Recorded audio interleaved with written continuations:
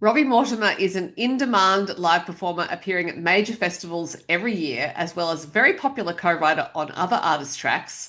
Over the past 2 years, he's also released his own anthemic songs, the latest of which is The World Keeps Turning.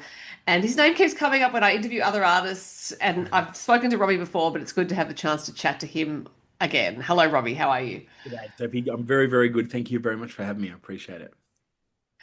It's great to talk to you again, because yeah, I interview other artists. I'm always interested in songwriting credits, and I really lament the fact that they are not on streaming platforms. Because Yeah, yeah, even when I was a very little person looking at CDs and albums and things like that, I used to want to know who'd written things. So I often only find out that you've been involved in a song when I either read a press release or the artist happens to mention it in an interview.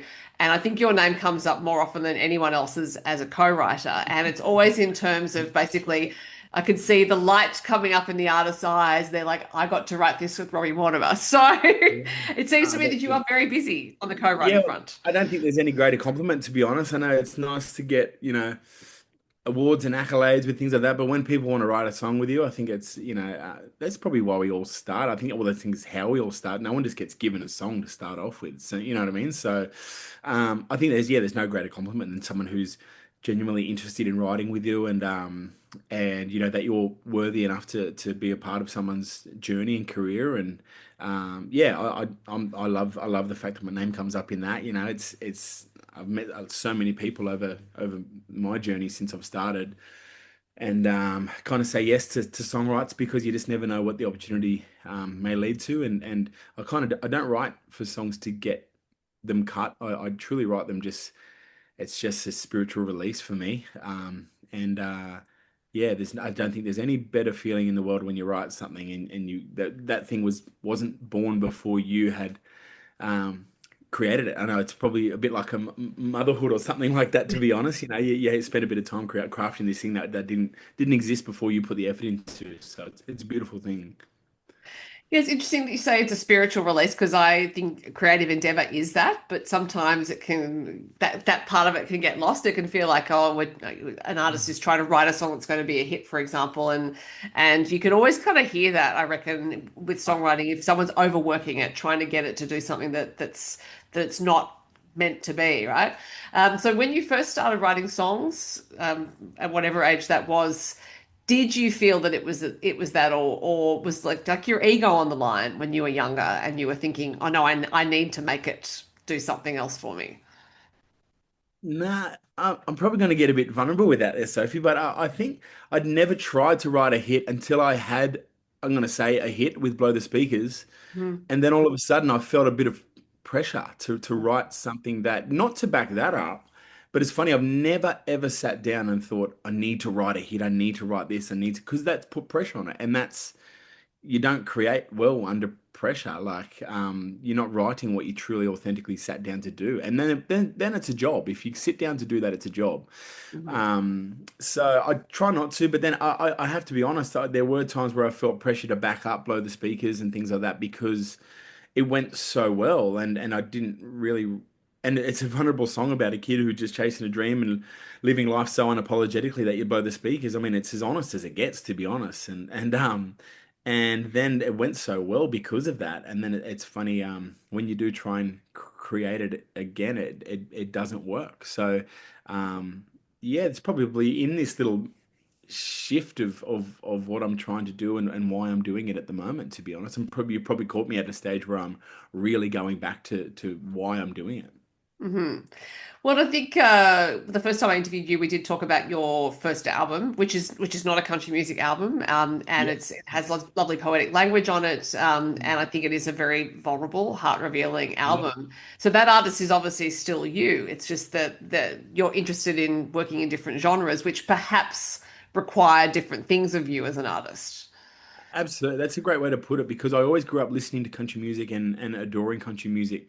But it wasn't just that, it was like poetry. And my dad's a fantastic poet. I know I said that to you last time. And we stumbled across these books and these words that were written.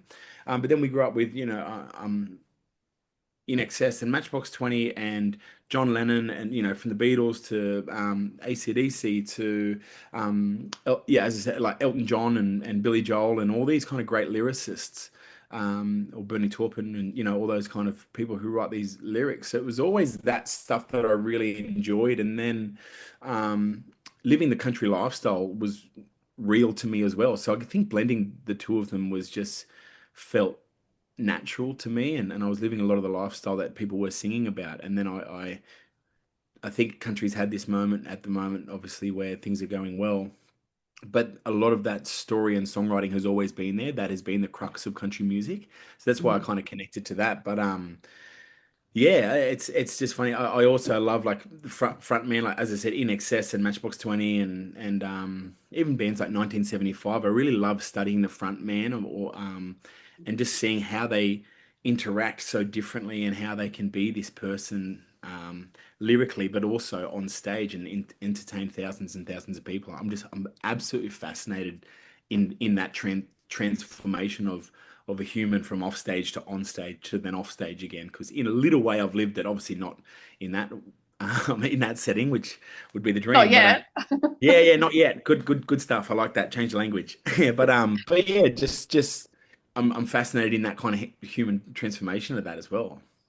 Yeah, well, there's on your Instagram profile, there's a pinned post, which is a short doco from I think 2022, in which you talk about that pre-pandemic, you were basically traveling around and anywhere there was a PowerPoint, anywhere Yeah. can, you were plugging it in and playing. So Yeah. you were clearly connecting with that energy of just wanting to really be in the moment. And I think that that's a big part of it is if you can be fully present as an artist, the audience really senses that you're not just there ticking off a list, you're not just going through the motions, you really love it. And so that does very much appear to be part of your nature as an artist.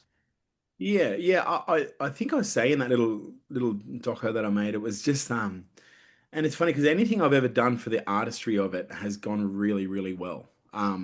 Anything you try and force, as you mentioned at the very start, it feels forced. So I think living that lifestyle, living and actually writing it down and being observant. I'm a very present person when I'm doing things. I'm can be a bit hippie and really kind of just I really believe in living in the moment. Because all of a sudden you blink and it's just not there anymore. So often I write on my set list. Like last weekend we played at Queanbeyan Music Muster or whenever it was a couple of weeks ago, and I wrote on every one of the boys' set list like enjoy it, like just. And then I looked at it every after every song because it's just the best feeling in the world to be able to do that. So I think living in that moment and getting life experience can then help you create that moment as well. So it's pretty special, yeah. Something else you said in that short doco that's on Instagram that interested me was because you were talking about how you'd made the first album, then it was the pandemic, and then you needed to write some more songs, but you hadn't lived what you needed to write about, and so you went off. You did a lot of travel, came back, and then you said, "I lived, therefore I created." So I'm Yeah. really interested in that idea that well, I was also curious as to whether it was not so much, oh, I need the stories, but whether it was actually about filling the well energetically. Like you felt like I need to actually get this well really full so that I can keep drawing on it because it is a finite resource, really. Yeah, well, I think it's a good mixture of both in that, as in getting your fix, like filling your cup and being able to live on the edge a little bit. And I traveled around the States in an RV for 6 weeks by myself. You know, I was doing things that felt illegal because we just came out of COVID and all this like lockdown stuff and all of this. It was just a really crazy experience. So I think honestly, just getting vulnerable again, like it seems to be my word at the moment. I understand that, but just getting uncomfortable and getting in these positions where it was scary. It was, there was people trying to break into the van one night. There was all these kind of things that I hadn't lived. So then I was writing them all down. And I'm not saying my songs now have all that stuff in it, but it was just getting in that headspace of thinking, like thinking outside of the box. So that was a really good experience. And then like, so that's the actual experience. But as you mentioned, the actual filling of the cup and that well of, um, squeezing absolutely everything out of a 24-hour day. Like Yeah. I've always done that. So, and a lot of my mates always joke that somehow I squeeze 25 hours out of a 24-hour day, So, um, yeah, living kind of flat out, to be honest, but I don't have any regrets at that. I'm very intense and but I'm always observing everything because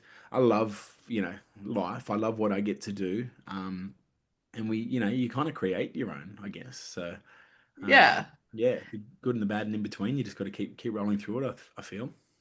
Well, and also, I think if you know that you are someone who wants to squeeze 25 hours out of 24, it's not actually trying to change it because there would be some wisdom that says, oh, slow down, take your time, pace things, oh, get more rest. But if that's not your nature, then Yeah. actually it's going to be counterproductive and you will just feel antsy at best and Yeah. probably kind of destructive at worst if you don't get to express all of that. Honestly, that you couldn't have said that better. Ansi's a word I hear often because I like the wheels turning. I like knowing that the wheels are turning, and it's not trying to just get past this moment because, as I mentioned, I've actually found the joy in living in the moment, but ensuring that the wheels are, I'm able to stop and look around. Essentially, is what I'm trying to say. So, but yeah, squeezing everything out of a day. It's so we don't know when it's very cliche to say all those things. You don't know when your last one is, and today was your last day. All that stuff. I get that, and as a songwriter, trust me, they come up more than you would believe in songwrites, and I'm like, no, no, we can't say that, we can't do that because but yeah, I enjoy that. Like I like that, and I don't want to change that for anyone or anything because it's the way I am. It's the way I'm wired. My dad's probably very very similar. I've got a couple of four older brothers, and we're all pretty similar. All gas, no brakes, and yeah, squeeze everything out of it. Who knows? Who knows when it's to last? Well, I'm absolutely on board with that philosophy myself. So yes, Yeah. as you mentioned, you're one of five boys, and it sounds like, as you said, your dad has written poetry. So that was the culture you grew up in. However, you also grew up in an NRL culture, and that's not necessarily a Yeah. culture that says, yes, why don't you write poetry and read poetry? Yes, why don't you become a songwriter? So I would think there's some adjustment there, like some self-acceptance that needs to go on. I think it's the opposite actually. So I Oh, think the rugby league crowd is very different to the to the yeah. poetry sit down and have a Mm. tea and manifest and journal what your day was like. But I really found a balance of both. I know I say this a lot, but my mum and dad growing up, we grew up on a farm, as I said. Four older brothers. We were built to on hard work. It was a lot of hard work. We were grown up to absolutely worship the ground that our mum walks on. We were born with that in us, and our mum is all of our best friend. Um, she's just yeah, she's given us our wild side, but also our just stability. Mum and dad always they modeled a really healthy, beautiful relationship. It was always them first, and then the kids. We're an accessory to them, which I think is really, really healthy. And then I guess the big thing was, and as I said, I know I say this a lot, but we were given the opportunity to do whatever we wanted to do, just as long as we did it properly. So Mhm. there was one time I was pretty naughty at school, and I was, going through a bit growing up, and I think I've always kind of been. I'm the youngest of five boys, as I mentioned, so I was always the chameleon. My brothers always joke like I could fit into any environment because. So I think finding myself was a bit of a hard thing, and that's where the music and stuff came out because it gave me my own identity. I wasn't Steve Mortimer's nephew, or Peter Mortimer's son, or Chris Mortimer's nephew, or Daniel Mortimer's brother, or all these kind of things in the rugby league world. I was my own kind of person. I think that's why I just found so much connection and relief and like release, I guess, in writing music because it was different. But the nice thing was it was encouraged by my family Mhm. because as long as you're happy and you're doing it properly then be the best at it. So I think it's a Yeah. really healthy, way I grew up. Yeah. And you actually had a song for your mum that you released last year, or at least I think maybe it's for Yeah. both your parents, but I think this one's for you. Is the one about your mum? Yeah, so that's the start of it. It's funny because I kind of wrote that about, my mum being the first, I think in the first and then dad's the second part of it. And then the second is just the hometown who really got behind me, kind of going and chasing this dream. But I actually wrote a song, or co-wrote a part of a song with very kind of, I guess I don't know the way to describe him, but Mel Washington is he's an amazing songwriter. And we wrote a song over in the States called "I Thank Mama for That," and I'm going to release it next year. And basically, his whole thing was like, "How did you learn how to be a dad? How did you learn how to do all these things growing up with in such a masculine kind of household and all this stuff?" And I said, "Oh, my mum's my best friend. Like, I thank mum for all that, you know, for everything I do. I thank mum for that." And we just sat down and he just said, "Oh, I need to show you some stuff that he'd been working on," and then we kind of came together and yeah, so that's a really special thing. I'm really looking forward to kind of getting that one out there and showing the world that, because it's a very vulnerable song. I haven't shown my mum yet because I know Right. it'll be a very hard one to show her. But I don't think I've really shown anyone actually, so I'm very excited to get it out next year. It's a real different side of Robbie Mortimer that people haven't seen, and probably a part that I'm excited to show the world, that there's more than this kind of front man country rocker. There's a real deep soul under there that kind of is excited to be heard as well. And as you were talking about being the youngest of five, a line that popped into my head was from Taylor Swift's most recent song, Eldest Daughter. Now, I am an eldest daughter, which is why I know the song well, but there is a line in it that says, every youngest child feels they were raised up in the wild or something. I think that's not the exact words, but I've been Yeah. listening to you thinking, Well, if it's not, I I'm know going to take it because it's great.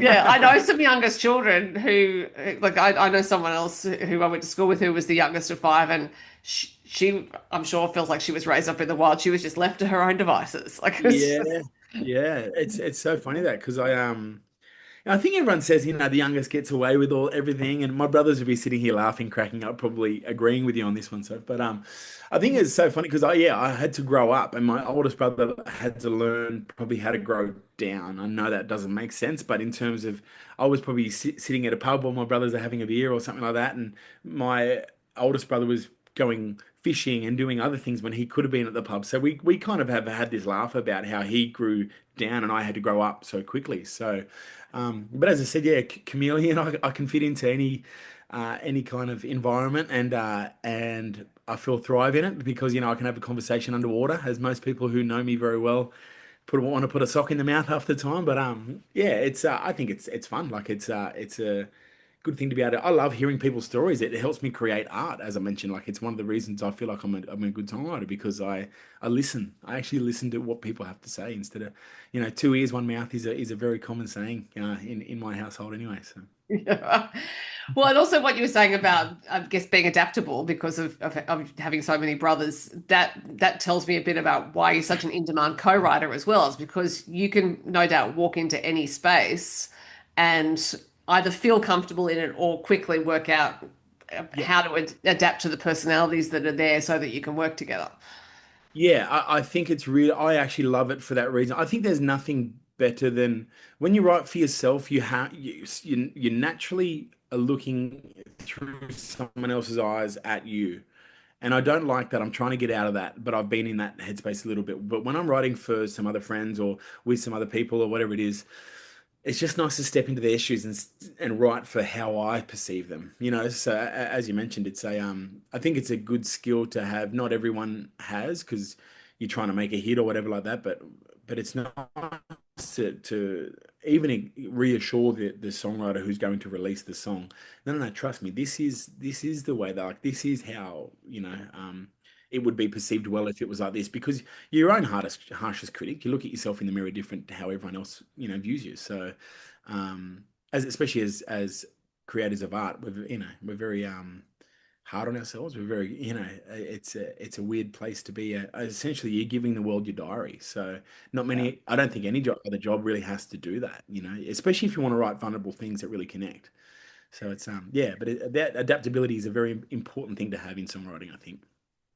And it also tallies with what a lot of these artists say, which is that you have this ability to come in and see something in a song that they might not have seen or that they've been struggling with, and you can just go, okay, yep, this is how we're going to do that, or you just bring in some different line that's actually going to change things for them. So Yeah. I think that's what you've just described. Yeah, no, I think the joy of that is I've written a couple of songs co-written. I wrote with Kaylin from the Wet Whistles, which is the song that they just released, All the Money in the World. And I think it was just nice because it was just snappy. I was just like, "Nah, try, like, don't overthink it, just that, like, that's it. But then Kalen's a terrific writer in his own way, and then he showed it to the boys and said, "Mate, that's going to be our next single." So I was like, "Oh, that's there's no better compliment, as I mentioned, if you're not trying to write it for yourself." Because I just enjoy the art of it, as you can probably tell. But Yeah. Liam Mahe's another one I've been writing with nearly 2 or 3 times a week, actually. Okay. He's really ignited the passion for me again, not just songwriting, but in music in general. I think he saw me when I was at a time where I was probably feeling a little pressure from the industry and feeling a few things. And to be 100% honest with that, like, yeah, there's a little bit of the joy went out of it for a second for me. And I never want to feel like that. And Liam just came in fresh faced and um, kind of looking up to me, which is really funny because I just think he's an incredible artist, songwriter in general, but he was kind of looks up to me. And I was thinking, not that I had to put this persona on anything, but then I got really vulnerable and said, "Mate, I'm just struggling with the writing at the moment. I just need to get myself in this better headspace." And then just to be able to him for him to say, "Mate, let's not try and write a hit. Let's just write because we love it." And I was like, "Wow, and it was just funny because that's been me my whole life. I've always been the Liam in that. Like, what are you Yeah. doing? What are you worrying about it?" And then I got into this different headspace because I thought I was chasing this success. And once I left that alone, we've written some songs that I just cannot wait to show the world. I pinched one very quick, and then he pinched another. So it often comes down to scissors, paper, rock between us. Yeah. But yeah, but no, he's an incredible songwriter, and he's helped me more than he'll ever know. I'm very, very, very fond of him. Yeah, because I think part of the difficulty with getting some prominence is also what you were just saying about how, you'd be your own harshest critic. But yes, you're your own harshest critic, but then you're expected to turn around and be the front man, right? To really Yeah, claim that space, be the confident artist that everyone's looking at, and really hold the performance. And I do think it's underestimated how much it takes to hold a space for an audience yeah. because that's a lot of energy out and it actually takes a lot of practice to do it well. No, absolutely. You couldn't have said that better myself. I think this whole people see on stage, but they don't know what happened literally 30 seconds before the world saw them. So I've Yeah. seen meltdowns backstage. I've seen people reaching for an asthma puffer or reaching for a whiskey bottle. You know what I mean? Like Yeah. it's because yeah, it really is a weird space to be in. When you also have the power to kind of say, you say jump and people say how high to songs that you wrote. It's an amazing. I can see how people can use that for the wrong reasons and it becomes an ego thing. I'm very lucky that, as I mentioned, I've got 4 older brothers and a couple of dads and uncles that would knock me down the minute I ever got a big head. So, um, so, but it's just there's no better feeling. It's a drug, like to be able to be on stage and command this kind of.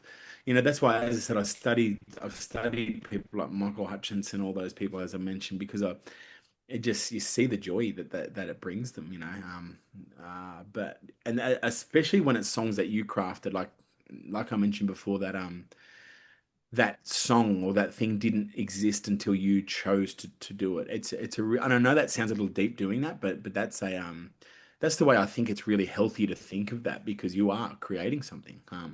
You Yeah. you should be thinking that deep about it. Yeah. And speaking of songs, I'm going to get to some of your latest releases. Now, I was curious to see that Live It Up, which was a couple of singles ago, was written in a tattoo parlor. Yeah, well, I've got a couple little stickers. I'm not brave enough to get anything big, but it was just I think I saw it on the sign. It was like "Live it up," if it's all you've ever known, or something like that. And I said really like those words, and I was chatting to the guy, and he said, "Oh yeah, that's an old tattoo quote." Like, and there was a couple of old quotes around the thing, and I just started writing. I think I wrote the chorus just sitting down.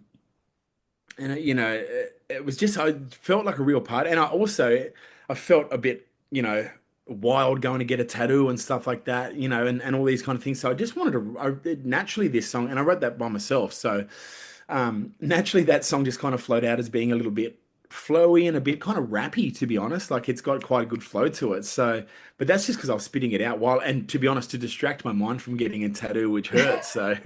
I was kind of going, I'm humming into my phone, and then he's like, "What are you doing?" I said, "Oh, like yeah." So literally trying to distract myself, and somehow I wrote a song. So, yeah, that I think I wrote half of that song just literally sitting in the chair, which I was only in the chair for probably 10 minutes. So, Yeah. yeah, got out in the car and then hummed it and then went to, yeah, went home and finished it off. So, yeah, it's funny. You just never know where creativity strikes sometimes. I think that is very true. Now, I'm guessing that The World Keeps Turning, which is your latest single, was not written in a tattoo parlor. It is about keeping things in perspective. So, well, at least that was my reading of it. Absolutely. So I wrote The World Keeps Turning in Nashville with a good friend of mine, Matt McKinney. He's one of my all-time favorite songwriters, and I reached out to him. He's written some incredible songs that have gone number one, and he's just a really great bloke. He gave me time when others probably wouldn't over there.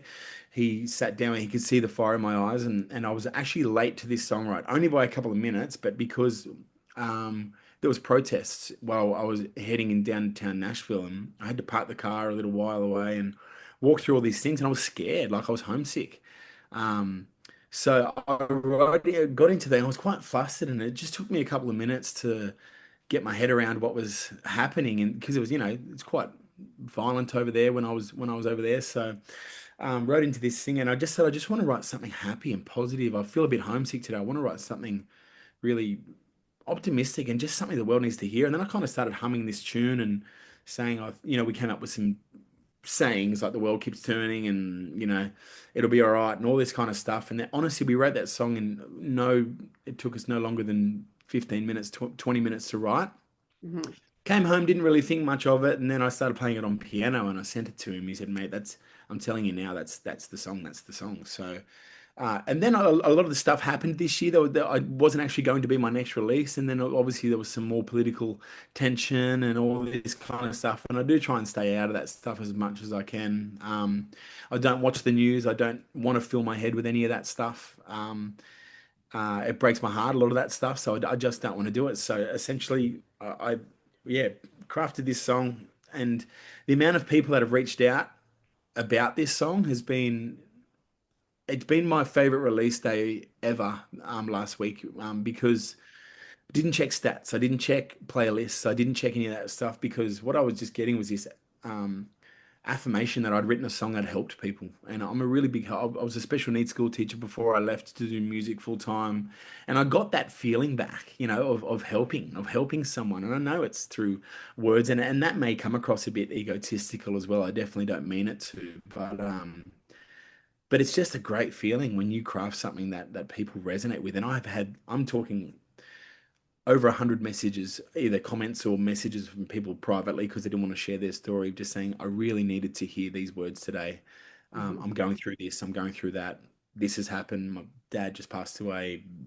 Um, I just lost a baby, like things like that. And Right. some pretty heavy stuff that um, I, yeah, I found a lot of peace in the fact that the words that I can create literally across the world have given a lot of people all around the world a bit of strength. And there's, yeah, as I said, it's a really great feeling. Yeah, I mean, you mentioned not wanting to sound egotistical. I'm actually a bit of a believer in the idea that artists do need some ego in order to claim the space to write something, and then it's that balance of finding out of not overworking it. Essentially, it's like I need to believe that I'm the best person to tell this story, but then Yeah. I also believe in myself enough to know that I'm going to serve this story and get it out Yeah. into the world. And that I think that can take some finessing and some time in your role to work out how you're going to do it. No, I couldn't agree more, Sophie. I think the thing is, you mentioned before, this is, I had quite a poetic album a couple of years Mhm. ago. I think this is the first song that's taken me back a little bit there, and I think the joy I found with just not care, like just not really caring how it was perceived because I knew that it filled my creative cup. And I know I'm in a business where you should be caring and thinking, but I can't tell you how much it just made me feel great to be like, I felt emotions. I felt things I hadn't felt for quite a while when I was just writing because I loved it. So, Yeah. but yeah, there is that sort of ego that you have to yeah, to own it and to know that. I think the ego for this song might have come from this is different to what I've released that people know me for.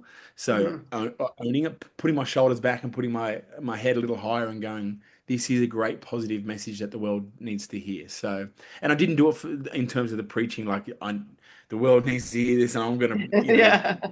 prepare your eardrums, everybody. I'm gonna come and preach. I'm not doing that. But yeah, when you do it for yourself, it just seems to come across authentically. And we've seen that for years. Like that's anything that wins is authentic. It's funny that. Yeah, because I think when you think about it too much, essentially what you do is you create a dam in the river of creativity, for lack of a better term. It's like actually it stops it up, things aren't flowing, you can feel it, but sometimes you can be powerless to do anything about it because you're stuck in a moment where you feel like you need to get songs out, for example. You need, and for you being an artist who's at a lot of festivals, I would think you do feel like you need to get some new material out because also there's the streaming platforms. Releasing a single every few months is what you're meant to do. Yeah, well, also I've noticed like I've gone into some analytics and like some of my videos are getting 1 second, and that's like mid scroll. So like, as in like that is a scroll of a scroll, if that makes sense. So, Yeah, the hard thing is finding that, I never want to be a person that markets it for that because we don't know how long that's going to be. Like yeah. so I think real art is truly coming back and truly winning, which makes me feel great because I really hope that that goes that way. But um, yeah, I also I don't really feel like the world has ever really released, 6 or 7 songs a year to keep up with what is norm now. It used to be record form, and I think people wrote songs so differently previously because there probably wasn't as much pressure. It was like you didn't expect anything from an artist for 2 years because, and now it's like if you don't, I've released 5 songs this year, I think 4 or 5. But if I didn't do that, I was well behind what I was, meant to be doing to keep your monthly listeners up and all that kind of stuff. And as much as I try and block that out, it is an important it is a little demon that you have to juggle. If that- Yeah, well, I actually did count your releases, and the world keeps turning is your ninth single in 2 years, not counting the acoustic version of Blow the Speaker. So that's basically an album without being an Yeah. album. That's correct. It kind of breaks my heart to be honest, like how it's been consumed. But yeah, it's funny. Like you got to adapt with it, otherwise you fall behind. So I've just gone up and recorded the next three songs. But the thing is, as I said, I write them so fast. I I might be bored of them by the time I go to put them out. That's how quickly I'm writing them at the moment. So, which is a good thing. I've had a bit of writer's block the last couple of weeks, so that it's been good to churn some stuff out. I think it's important to because you never know. No, that is true. You don't ever know. But you do need songs for your sets at upcoming festivals, which include, I would imagine, the Tamworth Country Music Festival.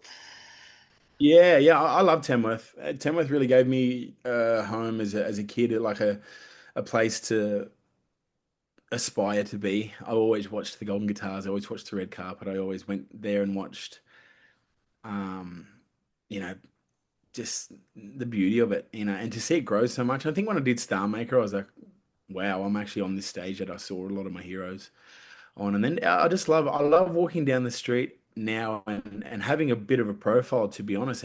Buskers will stop and say, Rob, would you mind getting up and singing a song with me? And like that's a cool feeling because I was that kid, and I've still got a long, long, long, long way to go in my journey. But it's nice to stop and go, well, I'm more than what I ever have been before in terms of I'm further along. So for buskers to recognize who I am to then people down the street and this and that. So I love Tamworth. I won't do too much in terms of shows there this year. I'll aim for a very big Tamworth the following. Hmm. But yeah, I'll go there and I've got a lot of mates that I love to support. I think everyone will tell you in the industry that Robbie's a very big supporter of other people. I always buy my own tickets. I know I don't like going on the door. I like to buy my own tickets. I like going to people's shows. I like discovering new people, and I like standing there in the crowd and supporting my mates because I personally don't feel like there's enough of that in the industry at the moment. And I don't do it because I expect it back, but I believe that that energy gets put into the world, and whether it gets sent to you in that form or another form, I just think it's the right thing to do as an Australian artist is to support the people. We all know how hard it is. Why aren't we lifting each other up more? I'm really sad at a lot of things that are happening in our industry in terms of support for each other. Hmm. It breaks my heart, to be honest. You'll never catch me saying something bad about another artist because I know how bloody hard it is. Um, you know, Yeah, yeah, it is. It's also, I mean, I do think, and look, I'm also someone who buys tickets. I could ask for tickets, but I don't because if I mm, want to see the artist live, then I want to support them. But I do think that some of the competition or competitiveness rather that comes up is from a mindset that there are limited slots, and that's to do with the fact that we have yeah, what I call the cultural imperialism from the north, and also we have yeah, tall poppy syndrome and cultural cringe. I have gone on about this for a while. It's a really bad trifecta for Australian artists because it means yeah, that they start to think. So it's this whole thing of, oh, well, I'm never going to be number one on the charts because I'm Australian and because the Americans are coming in. And then also my mates are going to think that's cringy if I do want to be number one on the charts. And all these things get compounded. And then yeah, that turns into this belief that there are limited slots for Australian artists. So we need to climb over at the top of each other to get to those slots when it's actually not true. The audience will expand, I think, with the music. We see yeah, that. I think Tamworth is the best example of that. The audience there, there's tens of thousands of people at a very hot time of the year in a country yeah, town, and they will listen to absolutely. new music. Yeah, If an 18-year-old artist they've never heard of stands up in a venue they're at, they will listen to that. And so I yeah, do think that there's that expansiveness that's accessible, but it obviously doesn't seem that way.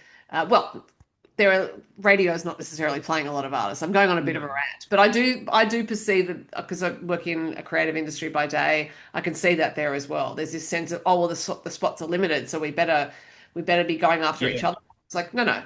There's yeah, there's actually room for everyone, and in fact, the audience will meet you when yeah. you expand to meet it. Yeah, no, I couldn't have said that better myself, Savio. I know there's so much, and I'm sure I could go on and talk about that for an hour of because I've just come through some stuff where, to be honest, I've got every right to be bitter over things, certain things and this and that, but it doesn't serve. Bitterness keeps you from flying. Well, why? Like, what does it do? It just only makes you feel shit. It makes you feel shit about yourself. It makes you then put that bitterness onto other artists.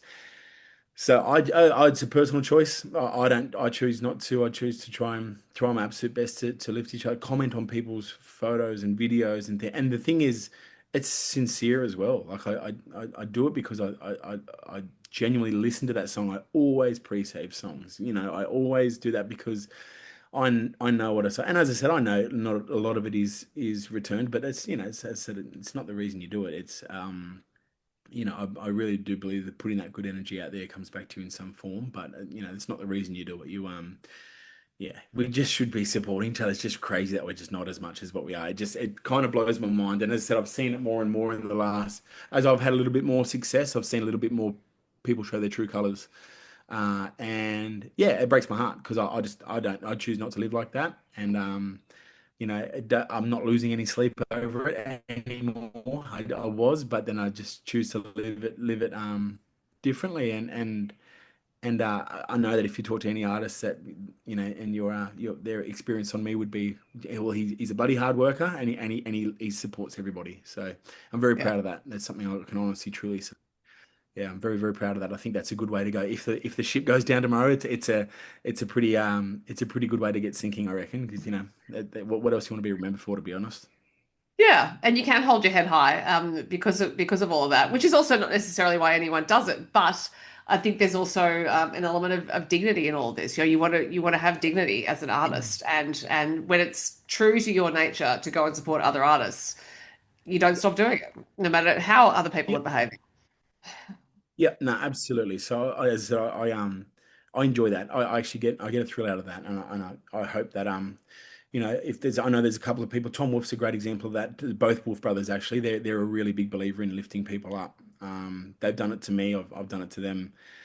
I speak to them quite often about that. There's some really, really good people who want to see Australian industry, country music industry do well, and there's others who probably not as much, but that's okay. You know, that's theirs. That's not my issue. It's theirs, so that's fine. Look, it absolutely is. And so you were talking earlier about a return to art. And what I see, because I do these longer interviews, I put them out on YouTube. I don't actually flag that too much, but that's actually where a lot of the activity is. And so, because they can be found months, if not years after the fact, Yeah, it's not unusual for me to go back just, or an interview comes up on the page when I'm putting up a new one. And it might be from a year ago, and it's got so many views on it. And that's a 45-minute yeah, chat that a lot of people are looking at and they're interested in it. And so I also think the idea that some people may have of the interest level in Australian country music is erroneous because we're thinking about radio, we're thinking about traditional media, but actually on platforms like mine, I can see that there is plenty of interest in Australian country music. yeah. Nah, absolutely. As well, how I, obviously how I mentioned it yourself was I was driving back from Brisbane. I'd been in the studio for 9 days or something like that, and I couldn't bear to listen to another bit of music, another piece of music. I just couldn't listen to music anymore because it's all I had done, especially when it's your own music. And yeah, just loved coming back and listening. I think I listened to probably, honestly, at least 6 or 7 episodes. I think I was driving obviously 11 hours, so 6 or 7 episodes of your own, and it's yeah, it's really nice to for people just a platform for people to be able to share their story because we've all got such a different story. No story in Mm. Australian country music is the same. We're all from such different places.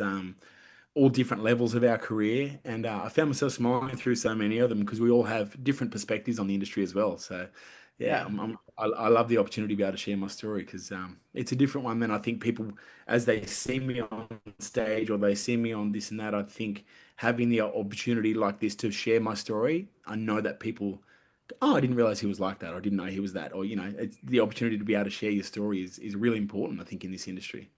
Well, it's certainly very interesting for me to hear those stories. And look, part of your story is that you are from the central west of New South Wales, and for the past few years, there's been this event called A Night in Nashville, which has been going on. You have been participating in it.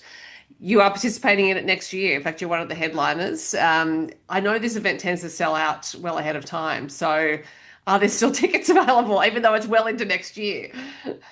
Yeah, no, it's funny how that one started was actually during COVID. My brother Tim and I were having a beer, and and he just started a business. I just started this music career that just fell on its face because of COVID, and he was the same with his business. So we actually started Night in Nashville together. I don't have anything to do with Night in Nashville now in terms of the business side of things. I've kind of stepped away as an artist, and if Tim wanted to employ me as an artist, I was that was the opportunity. But I didn't really want to kind of get things too mixed up. It's not a great way to do it. I think so. Focus on the artist side of things, but look, it grew as an idea. From a couple of hundred people to now, pushing into the thousands of people who come because it's such a niche festival. There's no festival like it. It's awesome. Like the people come from all around Australia for this festival. You see the data come in from people who have literally traveled for this. Obviously, it's hard now with a lot of the US artists coming out. But this festival is such a niche thing. It's, as I said, it's like nothing you've seen before. So, very honored to be on the lineup again, and it's a really great lineup from local people to, some superstars like Lane Pittman and Brooke Schubert and Liam, my mate Liam, he's on it as well, and um, yeah, it's just Matt Geiger. I think there's just it's an awesome lineup, and it's a great festival. So there's definitely tickets available. So I encourage people to jump on board and go and grab them. And I also think going to a festival in a country town is a civilized thing to do because there's usually parking. The town is very well organized. There's usually, you know what I mean? Things that actually can really adversely impact your experience. Like I can't get a parking spot. Country towns usually Yeah. have a lot of parking. Yeah, honestly, it's so funny you say that because I think you take it for granted a little bit and then come home to Orange and I feel like I'd be a great poster boy for Orange because I go all around the world and I always tell people how bloody good Orange is. It's cold, trust me, I know it's cold, but buy a jumper because get out here and it's just such a good spot. Like it's get your four seasons. My mum and dad obviously have a winery out here, so there's a little plug to Mortimer's Wines there as well. But like from the cafes to the just the people are friendly. Like it's just a great country town. Like it's a different country town. So you don't get it's not your Tamworth or your Armadales or your Rockhampton or your. it's a real different country town, you know. So I think those experiences, as you mentioned, yeah, they're very enticing for people to come out to these country music festivals. So Yeah. there'll be parking. There you go. And if And not, there'll be a bus. accommodation. Yeah. Now, and also from from Orange, you are able to get to various festivals that you are playing, and one of which next year is going to be CMC. Yeah. So that's very exciting. Yeah, I kind of when you said that I kind of got goosebumps. Like I've been going to that festival as you know probably for the last six or 7 years, on and off, and always kind of dreamt of it. In a weird way, you're always like, oh, I'll do that one day, and you're kind of tricking yourself into it. And then all of a sudden, when I got the I think I've always gone and, as I was mentioning before, support my mates and on the shoulders, and I usually have a bit of a wild weekend with a couple of my mates and brothers and things like that. And then I think I sat it down and I actually wrote it down and said, no, I really want to do this festival. Like I don't want to just pretend it's a dream now. So I wrote it down in a diary, and then I wrote it down again. I think I made it a 5 year plan, and it happened on the fifth year. So I wrote it down every single year. I've got the diary still. I manifested it. I say it out in the world. I do all that kind of stuff you have to do, and I believe that works. And then when I got the email about it, I think I cried. I I then checked because I was like, one of my mates is stitching me up here. This like short. So I checked the email and it was a legit email, and I was like, okay. And I went and sat there for 5 minutes, and then I think I went and just pale as a ghost and realized it was actually happening. So I think of it every day. I can't wait. I just can't wait. I've been really prepping myself for it. I think most gigs I've done. Actually, I've done gigs where there has been no one in the crowd when I'm playing at a pub, and I've closed my eyes and I've been pretending that I'm playing on that CMC Rocks main stage. So Right. to be able to actually do that all these years later is going to be pretty special because I've been at the Parkview Hotel in Orange when there's absolutely no one there, and it's a freezing cold night, and I close my eyes and pretend it's CMC, and then all of a sudden, in March I'll have that opportunity. So that's how much thought and effort goes into for anyone listening. When you see an artist closing their eyes and they're probably playing at Wembley or CMC or something else. Well, manifestation does work. It does. I won't go down that rabbit hole, but all Yeah. I will say is it does absolutely does work, and it has worked in this instance, and I'm thrilled for you. But now, Robbie, it's a Sunday evening when we're speaking. You've probably got some things to do. I'm going to let you go, but it's been lovely to talk to you. Thanks so much No, for your time. thank you so much for giving, as I said, artists the platform and opportunity to have a chat because it's lovely. So we appreciate you very much. Thanks for that opportunity. I love doing it. Thanks. Bye. Good.